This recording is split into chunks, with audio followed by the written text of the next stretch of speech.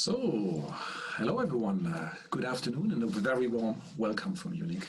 Thanks for tuning in again to our webinar series. We have a very interesting topic, exciting topic today. It's about the digitization commodities.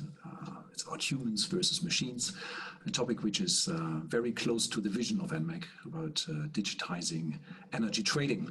So I'm very happy that we have not just one, but two very distinguished guests with us today. They jointly published just recently a very interesting report on the digitization of commodities, which I can only warmly recommend. And we will take some of the content of that and just put that in a discussion today. First, there's Alessandro Sanos with us. He's leading Refinitiv's commodity market development team. And in this role, he has an excellent overview over different kind of commodity markets across Europe and as well Asia and Middle East.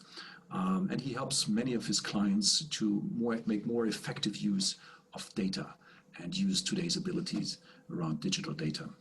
And second, we have Antti Belt with us. He's a partner and managing director of the Boston Consulting Group. And in that role, he leads their activities around the digital transformation of trading, especially in the commodities area. And he's shaping the agendas of many of his customers and clients, and he's really on a mission to drive digitization in energy trading. So very happy to have both with you today. Thanks for joining us.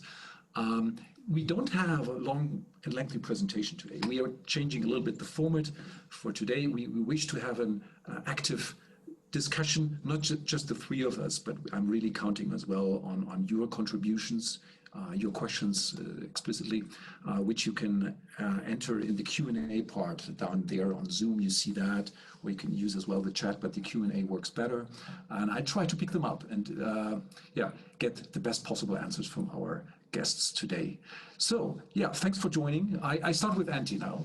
Antti, you just published this study, and what I found great is that you brought a little bit of structure into that by coming up with a framework, different stages of digitization, which makes different commodity areas, but as well different players in the field more comparable and allows us to clearly define the priorities for these. Help us understand that a little bit and what's the idea behind. Yeah, sure. Thank you, Jens. I think the background for this discussion around the sort of what we call these levels was a bit what we saw happening in equities trading sort of 10, 20 years ago. And myself being in that game sort of 15 years back, saw a lot of things happening in a very rapid succession. So we sort of took the learnings from there and a couple of other industries and tried to sort of put a bit of a frame around how things could turn out and what are the different sort of advancements around there. So let me just quickly share my screen.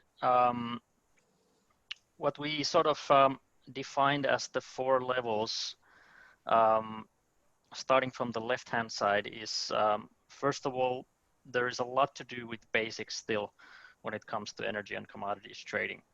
And this is what we call level 1. It is about sort of creating marketplaces, it's getting rid of manual sort of transaction processing, putting things around IT infrastructure, just simply doing smart things, right?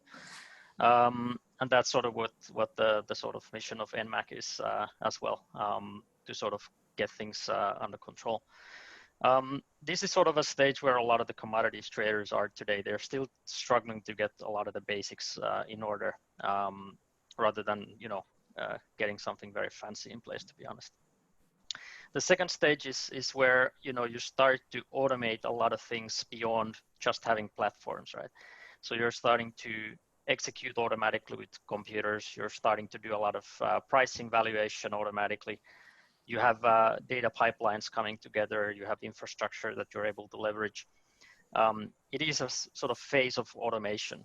It's not fancy, I would say. It's usually just getting things together, the data together, having the awareness, having the data available to organization, and creating actually rather simple decision algorithms to support your traders, your risk analysts, your compliance people, and take some of the mundane tasks away from people. This is a stage where some of the best power and gas traders in Europe are. they are close to getting this stage done, having the real backbone behind it. The third stage is where you do all of that, plus you start to add a layer of sort of machine intelligence on top of it.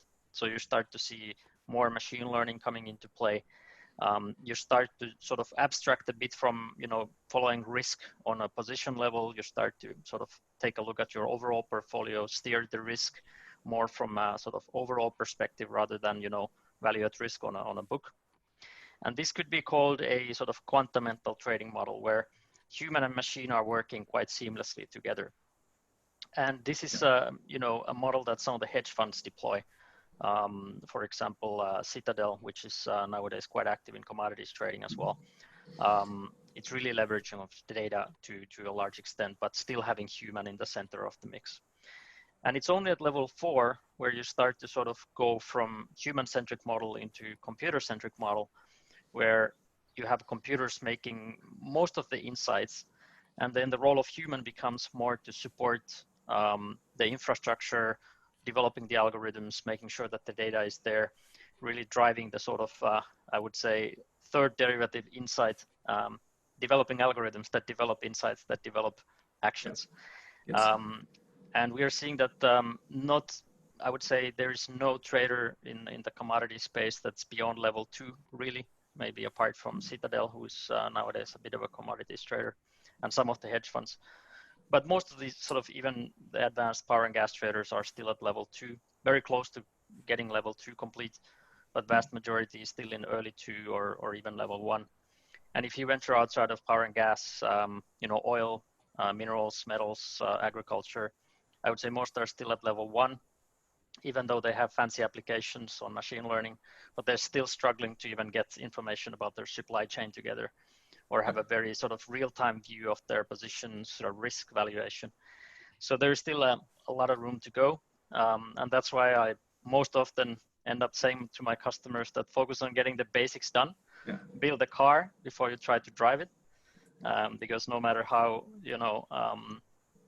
advanced your sort of vision is, if you don't have the car to drive it, it's not going to work a lot. And you, of course, have to have the right driver to drive the machine. Yeah. So especially now after the COVID crisis, where some business continuity, let's say, activities have been highest priority, now it's about having a look again on the roadmaps, I guess. And I was always amazed to see how quickly the industry was to jump on, let's say, blockchain, AI, other upcoming, sometimes fads as well. So you're saying what we see right now is a refocus on the basics here and getting them done and getting as well the efficiencies. That's correct. So I think what people are noticing is that we jumped on technology without really thinking what is the issue we're really trying to solve. And, in the end, I recently wrote a LinkedIn status about it, but it's really about awareness. It is about speed. It is about sort of having the right culture around it, and having the efficiency in the system. And majority of all of that comes to very basic things that are not that sexy, but those bring the value. And there is still a lot of inefficiencies in the way we operate, in the way we treat contracts, how we interface with different units in the organization, how do we incentivize cross sort of cooperation between teams. So I think there is a healthy sort of step back. Mm-hmm. What's also interesting from COVID, by the way, is that a lot of the traders are printing so much money that they dropped most of these initiatives out. But in the end, you have to come back to getting your basics correct. I think that's what we've been learning over the last 6 months. Thanks. And Alessandro, I mean, data is the essence of all these stages, and we are going to more and more information-rich environment, which is creating new business models, but as well a kind of a new idea of what's the competitive edge you need to have in commodity trading. What can you share there as kind of an experience with us?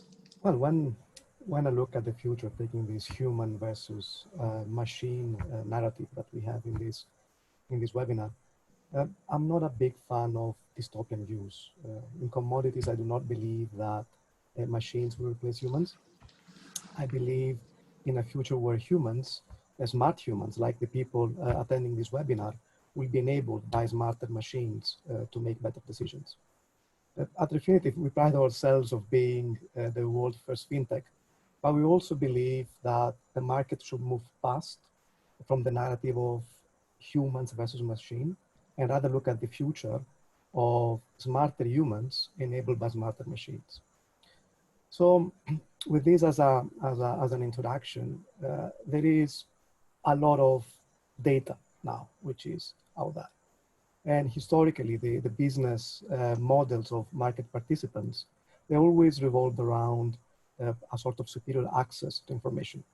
The companies holding the physical assets and the infrastructure would control the majority of the data, and traders would gather and leverage exclusive market intelligence from their extensive networks. So today, technology and data are allowing small players with no physical assets, nor proprietary data, as well as new entrants to access granular data and detailed information that before was just the privilege of the big players. So in this information-rich environment, where data is widely distributed and democratized, where virtually all commodity traders and analysts can access real-time insights that were not previously available, the difference from why I'd say it is to be able to manage that data, is to be able to use the different data sets that come in all possible forms and time series and different sources into a single information flow.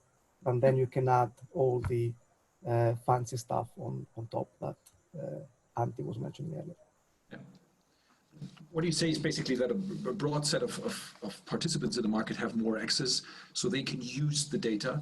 A very few are really in the stage of competing based on data, having, let's say, privileged data or having a fully automated and algo-driven approach here. This is basically still, as you see it as well, limited to a very few players, no? Or we never had so much data in the market, and I think that the level of transparency that we have now, probably we've never seen before. Mm-hmm. Commodities and energy markets used to be very opaque as an industry, but now they're very transparent. Without throwing all the buzzwords of all the fancy technologies out there, the list grows on and on and on. So where is the added value? Is getting the basic rights. Because it's somehow self-defeating to start all the fancy stuff if the basics are not there. So I would say build some very strong foundations first that you can scale, mm-hmm. and then execute your vision. Yeah. I mean, just to give an example of that, I mean, I was working with a client that had a sort of very ambitious vision of doing JVs and doing a lot of investments in startups to get some, for example, satellite imagery and real-time stuff on the market, but they didn't even know their customer, power consumption more than, a few days later. So it doesn't really sort of add up that you invest in one place into sort of super high definition data, and then your core stuff is still, somewhere in the early 2000s. So it's really about having a holistic view of your landscape. And like Alessandro said, there is wealth of data available. It's not about access to data. It's about how do you bring all of it together. Yep. Your market data from external providers, your internal data from your customer data, your asset data together, and having a good view around that. And then it's only a next step to start building something on top of it. And it can be simple to start with. And then you go to the fancy stuff. Too often people want to directly jump to the fancy stuff because they think that's the solution to everything. We get just a very interesting question in from one of of our guests. I'd like to rephrase it, but he's asking, how many of the players really, their trading houses, hedge funds, etc., have really an appetite to go beyond that stage 2? Yeah, for that, how many you could say as well? Does it make sense? And then a joint question is that: do you really bet here on internal solutions and internal capabilities? Or is it more that you go to external data providers or tool providers to reach that next step? What is the recipe you recommend there? Yeah, it's a great question, and it's something that we're constantly talking with. And I used to be a machine learning scientist, 15 years back. So it's nothing new, right? And one thing that I think people with a lot of pain realized, especially in power and gas, is that it's machine learning, or sometimes it's called AI, which I don't really think is AI, is not a solution to a lot of problems that we see. And the reason is that the models will be only as good as the data is that you put in, right? And even if you have perfect data, what we call a market regime, which means that the underlying conditions of the market will change quite rapidly. You have new markets, coupling, you have new products in the market, you have different players coming in and out, you have different assets coming in and out. So it might be that you have trained a fantastic model with a lot of data, and it works for a month or two, and then the regime changes, and all of a sudden you have to wait for a year again to accumulate enough data for you to retrain the model. So that was sort of the conclusion that we've had with some of the most advanced guys, is that actually it makes more sense to create parametric algorithms that are then driven by human insight. So you have a lot of the sort of automation done by the algorithm, but there is a human insight actually behind the algorithm that's able to much quicker adapt to the new environment. Yeah. So that's sort of most likely the model that we will work with for the near future. There will be sort of areas where machine learning does make sense, which are more linked to the physical world. Like if I want to sort of forecast congestion, or if I want to forecast a sort of curtailment somewhere in the network, there are applications where it absolutely does make sense. But it's not like it will solve everything. I think we will have pockets of machine learning here and there. A lot of the decisions will still be done by parametric algos, which are fed with good data, but they are sort of, the insights are still driven by humans. So I agree fully with Alessandro. I don't think we will replace humans. I think there will be less mundane work for humans, but the role of the human will be the sort of core insight going forward as well. On the sexy stuff. Yes.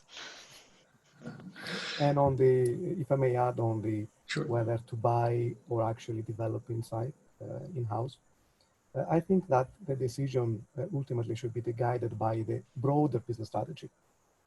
So probably identify first a match, or maybe find a compromise between the specific business needs of your company, and then try to see what available technologies can solve those needs.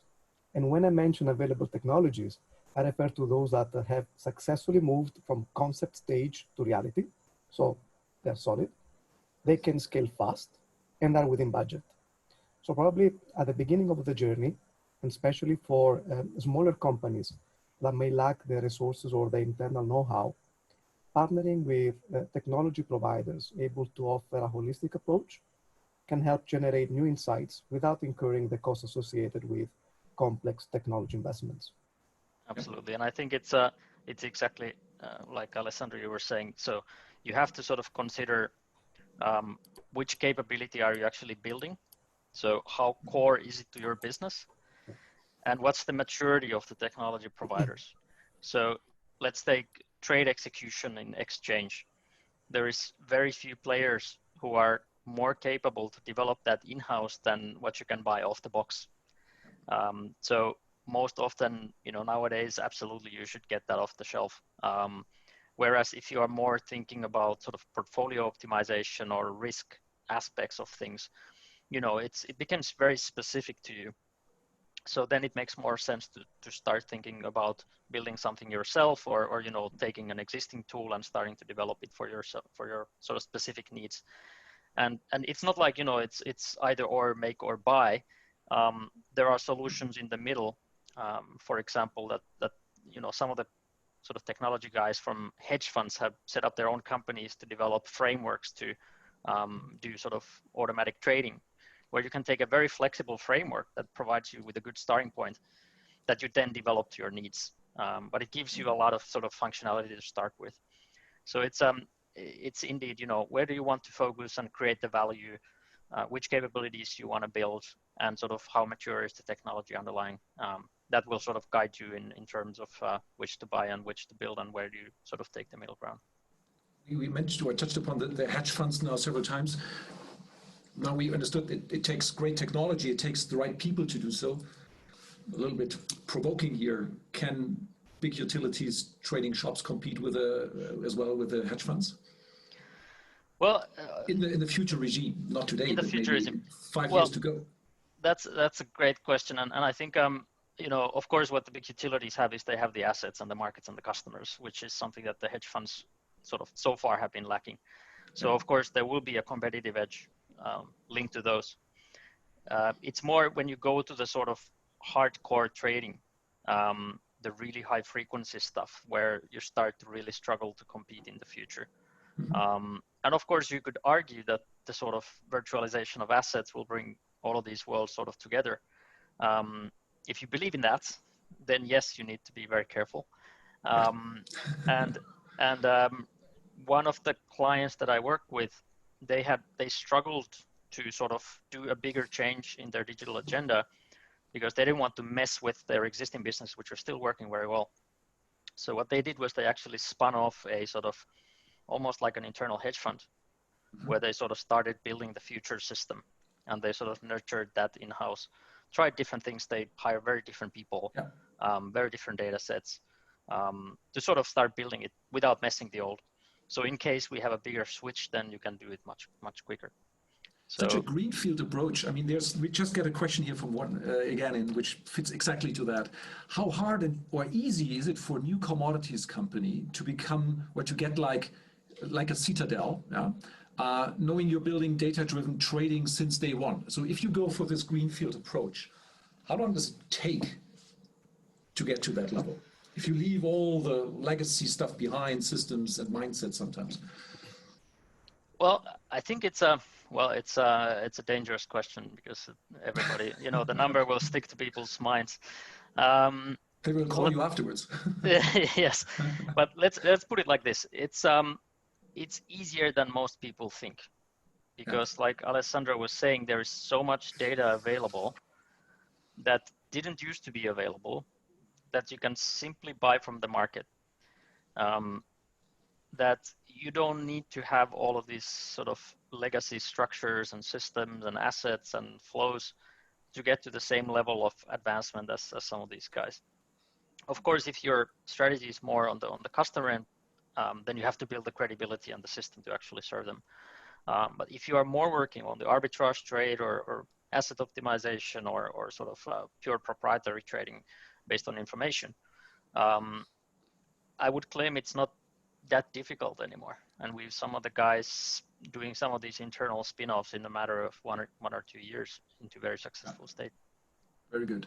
And we have several clients which are very small in size, and they are very, very, very advanced, even if you compare it with the big names out there.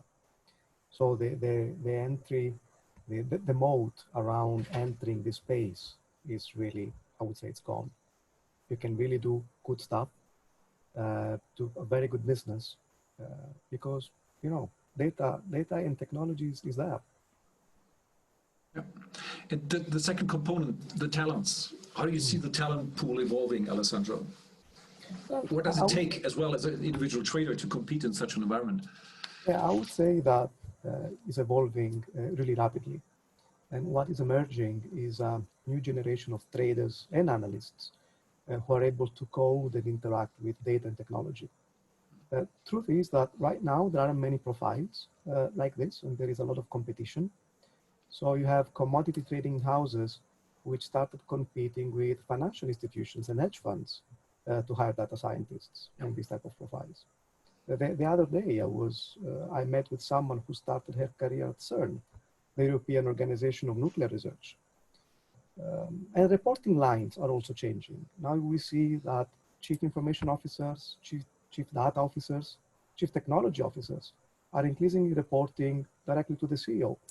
The strategic role in the evolution of the business is really crucial. Yeah. And if we say that now after the last months of the COVID crisis, which is not over yet, I mean, many of the naysayers, the more critical people on the trading floors against digitization, they become more silent, I guess. So what do you expect this now to trigger? Do we see any effects now from the crisis, which will reflect on the roadmaps, on the plans, on the priorities in the next upcoming months and years? I think there will be a couple of effects. One is that there will, be an sort of operational risk discussion around sort of how do we operate under different regimes. So COVID has been a good sort of test case in terms of how did we actually succeed in that. And if I compare how banks did it, for example, how they've prepared for that versus a lot of the commodities traders, it's almost from a different planet, right? You can, in a banks, the sort of technology is such an amazing thing. You can sort of log in from almost any computer to your account. You have virtual screens. It's super easy to get, hooked up into the systems, whereas we had a lot of struggle in some of the companies to sort of get working from home in order. But in the end, it sort of worked. But I think that triggered a lot of discussion around what's the sort of risk of human in this system. And thus that triggered a lot of discussion on automation as well, especially on the sort of supporting functions. How do we make things work when, I can't go to the guy next desk and ask him or her what was going on. Yeah. So it has created a sort of, especially on the operational side, a lot of need to rethink a bit. Mm-hmm. And I think that will continue. I think that also links a bit to the previous question, is that the talent pool that we're working with is shifting slightly. And the guys who we now call sort of traders are not something you would recognize as traders 15 years ago. Yeah. These are the geeks with, who are programming stuff, who've never traded anything in practice, right? So those sort of people are used to operating in very different sort of physical environments as well, where it no longer matters that much where you sit and how many screens you have and stuff. They're much more driven by sort of, I would say, the type of work they do. So I think it will sort of virtualize a bit the working environment, which actually will work to the favor of attracting some of these talents. It will definitely make, push people to use collaboration tools like Slacks and things that have not been used before. So hopefully it makes it for the better. Yeah. I would love to encourage again our viewers to post some more questions if they like. I mean, we still have time and can go into some specific questions. So please, if I may add on the this, opportunity. And I hand over to Alessandro in the meantime. Yes. Waiting for the question to come. I think that we can also see a difference between the different type of commodities markets, because mm-hmm. sometimes we say commodities, but in reality it's an overall catching phrase. Yeah. Yeah. And to use the driving analogy that Antti was using earlier, I think that probably we're witnessing a sort of a three-speed highway at the moment. When on the fast lane you have the power and gas industry speeding very fast. Then you have oil and shipping in the middle lane trying to catch up. And then you have agriculture and metals traveling at a lower speed. And the reason resides in the difference of the inherent difference of these markets. And you can also see on the infrastructure, we had some clients which needed they were missing the physical laptops to be able to work from home. So what the COVID did, it really highlighted the thing that, okay, there is technology, there is the fancy stuff, but again, let's get the basic right. Because without a solid foundation, maybe stop relying on Excel for everything, for running a business out of Excel, as an example. These are things that now probably you cannot postpone any longer, I would say. Yeah. And I think the oil is an interesting question, because I was sitting with one of the executives from one of the merchant traders, and he was asking me why we haven't disrupted ourselves. And to be honest, I just told him that, well, the thing is that you've been making so much money that you have been afraid to break the toy. And it was interesting because it was 2019, so last year, when we had the most interest on oil to actually develop this stuff. That was because 2018 was record bad year for a lot of the traders. I think now it's sort of bittersweet that the oil guys are again making a ton of money this spring, because that will, you know, slow down the interest to develop. But of course, it will pick up after the crisis soothes down a bit. Yeah. So we just get one question here: how's the oil and shipping sector developing a data-driven approach? What are the opportunities and challenges there? I mean, you said that already. Driven by profitability, yes. Opportunities arise and pressure as well. Yeah, I think on the oil side, maybe I'll start and then I'll pass over to you, Alessandro. So I think there is in oil as well, there is a bit of a two-sided, you know, discussion. One is that, you know, we are getting incredible amount of information from the market, you know, using satellites and using all sorts of sort of technologies out there, and that's becoming very much sort of available for everybody. But we're still struggling on the physical asset side to really understand our supply chain. We are really struggling to understand, you know, what are the trade-offs when I'm processing crude oil into products, having the data flow all the way from downstream all the way to upstream, having the control over how much of my hydrocarbon is creating value where, how do I steer that whole thing, you know, what are the flexibilities in the system. Some of the guys are still struggling to get their sort of record of trades complete from the last year so that they can actually analyze it. Nobody knows exactly how much flexibility they have in their contracts because they've never recorded them. So it's very much sort of back to basics for a lot of the oil guys, even if we have, you know, fantastic advancements on the sort of pure market side of things. But before you put all of these together, you cannot really sort of optimize yourself properly against the market because you don't know what to optimize, even if you know your sort of market movement very well. I mean, even if you just look into power and gas, you do have, let's say, German power, you have gas on TTF, but just in power, move to France, Eastern Europe, or the Nordics, and the liquidity is totally different. How will that race to more digitization and new technologies affect the liquidity of these markets? Will it be more and more focused on a very few highly liquid markets, which allow these participants as well to act at the cost of the others, or what do you predict there on a European, let's say, perspective? It's a good question as well, and we don't have a crystal ball, of course. Anything could happen, but I think one string of thought that you could follow is that we are in discussions with a number of people around sort of how do we build a trading organization that's sort of 1/3 as heavy as it is today.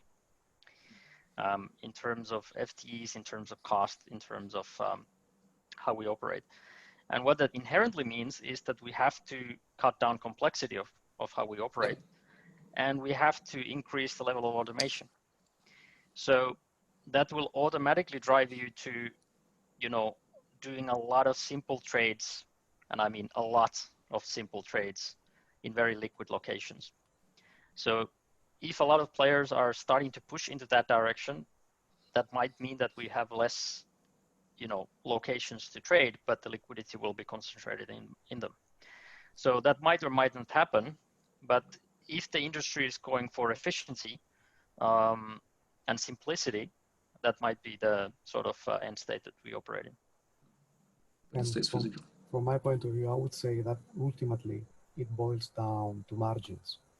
Because if you have big fat margins, honestly, you don't really play into this, but when the margins are growing thinner, then this is where the whole discussion around, okay, how can I do to increase efficiency? What can I do to decrease costs? All discussions really become important. And this is the original reason why power and gas started the digitization journey. It was a matter of margins at the beginning. And then oil, when oil was trading at $130 per barrel and margins were big, people didn't really dive into data and technology. You had different departments buying completely different technology sets, not speaking between themselves, competing against each other in some instances. And when the oil dropped by 70% in 6 months, this is where people started saying, okay, wait a minute, what can I do to be able to stay alive? And I will just throw it there, but there is another thing which I think the market is still falling to price, which is the carbon gap. Because at some point, you will have stranded assets. Look at what, the write-down of 22 billion the other day. Yeah. All these will have a massive impact on what is happening. And okay, what will I do with my assets? Will it become stranded? Can I still attach a value to it? Or maybe I just need them to write them off. So this is very interesting times. We received one question which goes direction saying, we see some senior managers struggle with these changes and making swift decisions when it comes to algorithms, deployment, and this kind of development through the stages.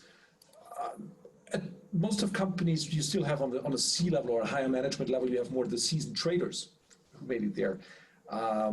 Is there a kind of a change of profile needed? And I'm saying, if so, where does it happen? Do we need kind of different leadership capabilities there as well?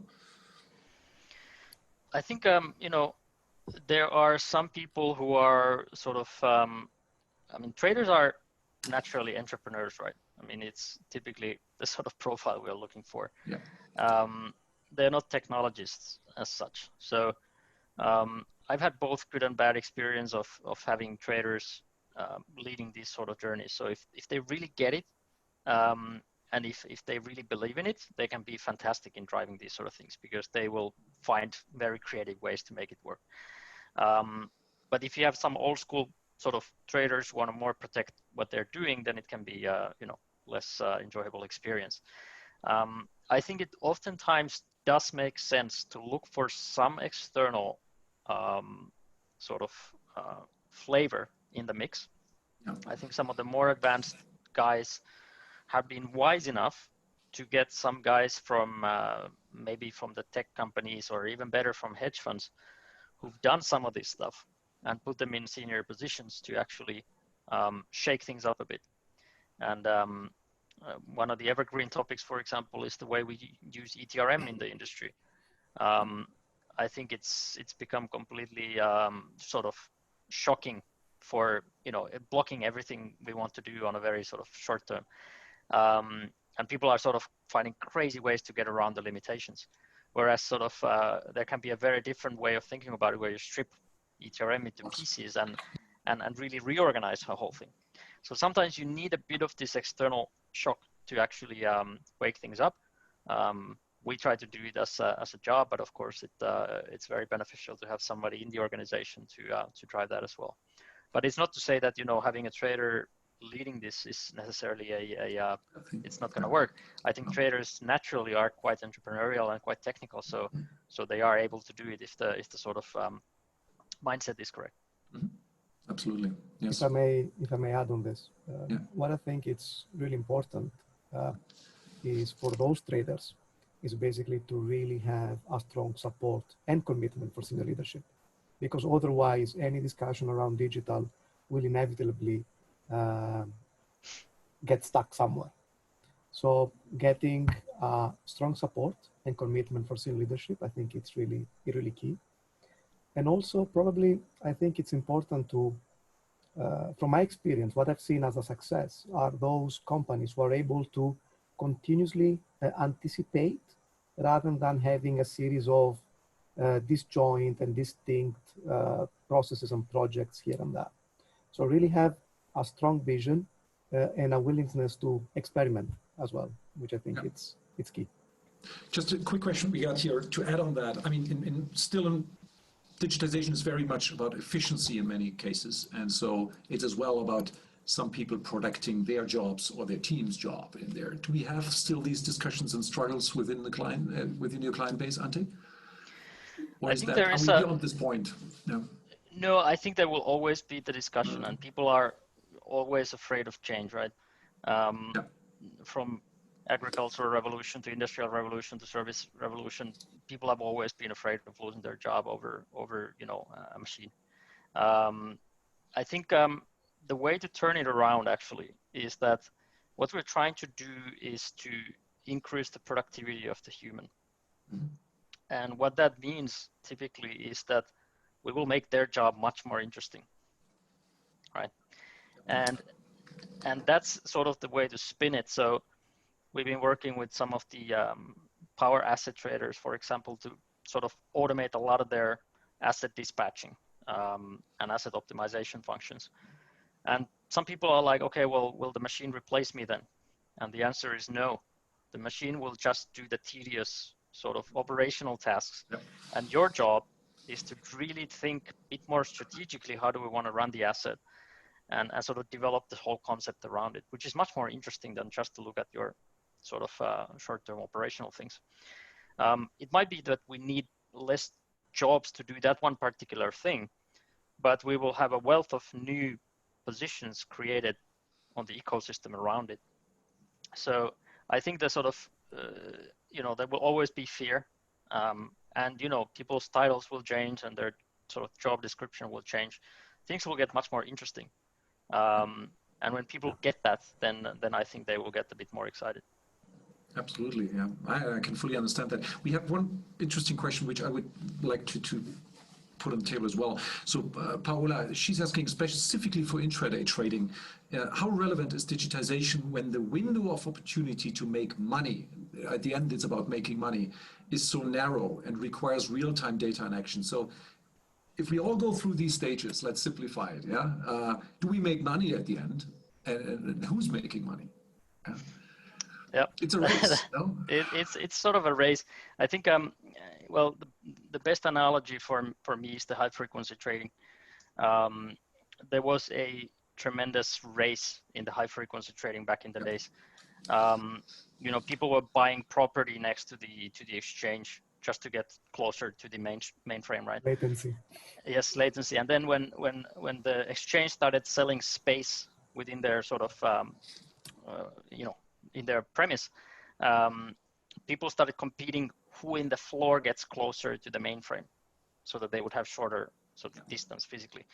Well, luckily the exchange gave everyone equal length cables so that, regardless of where you are in the floor, your cable is the same length. But we had an evolution of high frequency traders making huge amount of money until the market became sort of, I would say, full of them. And at that point, we started seeing some of the guys actually starting to lose money.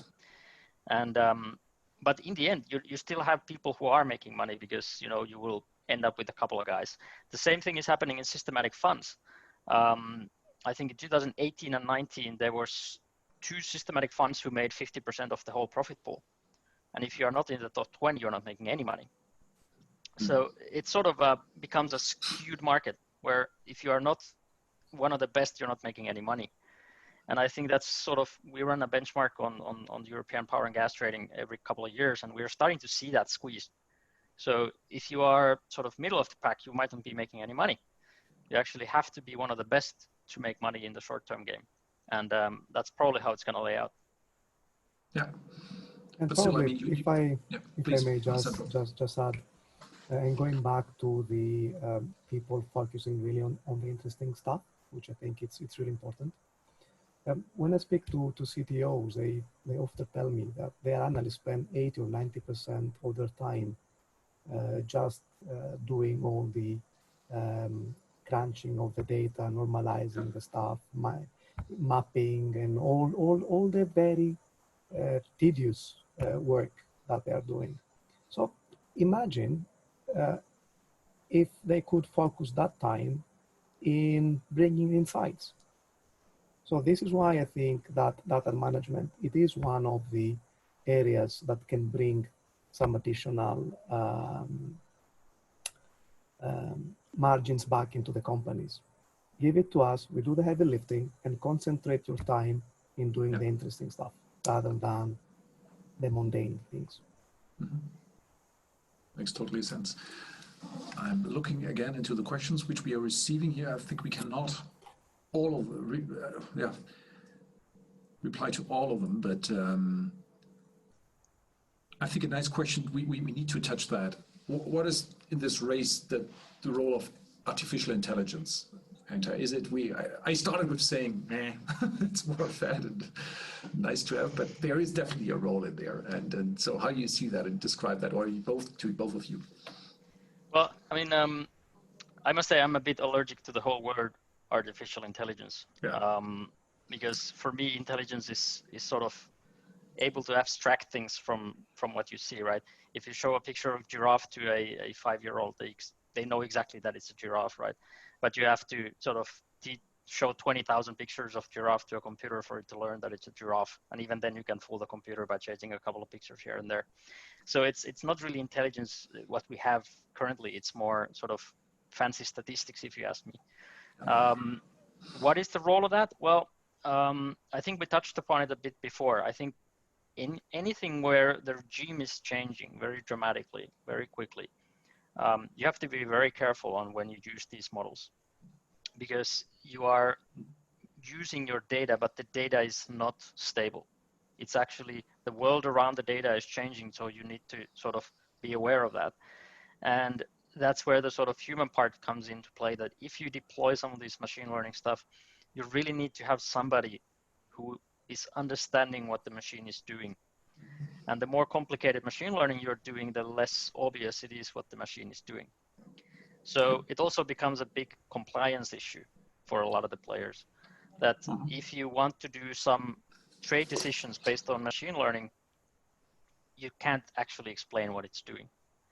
So that's one of the other reasons why a lot of the players are saying, let's focus on level 2, getting that complete, and then do very selective machine learning on a couple of more fundamental topics where there is a physical sort of underlying rather than the market behind it. Yeah, I mean, just to add on that, I mean, we are in a special crisis where you can call it a black swan event or whatever, which was not predicted in a way. So for many markets, let's say, if you look as well into fixed income, they were going back to to the humans making decisions. Yes. So you never have to. When is data complete, Alessandro? What is complete data in the sense of AI as well? Well, I would say, let's try to avoid falling for the latest buzzword, because now is AI, in the past was blockchain, and tomorrow will be something else. So let's really try to stay nimble. Then the old saying, garbage in, garbage out. Yeah, something that not everyone, in my opinion, gives enough attention is on the operational risk of things, because the moment that you are not really sure of what is happening and why it's happening, you're having an operational risk, which probably was not in your radar. And then if you think for a second at the data value chain, you need to discover new data sources, you need to evaluate them, to ingest them, you need to map it, you need to normalize it, and you need to distribute it to the different people in your organization, and then analyze it. So it is a big chunk of work. And the question is, do you really want to do that yourself? Or maybe do you want to free up time in doing the more interesting things? And then once you have this basic, fundamental, rock solid business, then you can start adding as pilots here and there of all the fancy buzzwords that will come up. Very good. I think we need to come to an end. There are more questions here, but I think it's a topic where we could go on forever in a way, and we will maybe on other occasions. So it's time that I really thank you. I think it's super interesting to hear, especially from your very concrete experience working with your clients, and that's gives lots of inspiration. Thanks a lot for that. I can just recommend as well your report again. That everyone can download it. I think we send around the link afterwards, so that's available to everyone. And we from EMEAC, we will organize another webinar. There's one more to come in about 2 weeks. Please follow us on LinkedIn or other channels so you get informed, you don't miss it. And then most probably we'll go as well into a summer break. But there's one more to come. Thanks a lot to everyone. Happy to have such a participation again, and thank you to you, Alessandro, and a very interesting discussion. Thanks a lot. Thank you, guys. Yep. Thank you. Goodbye.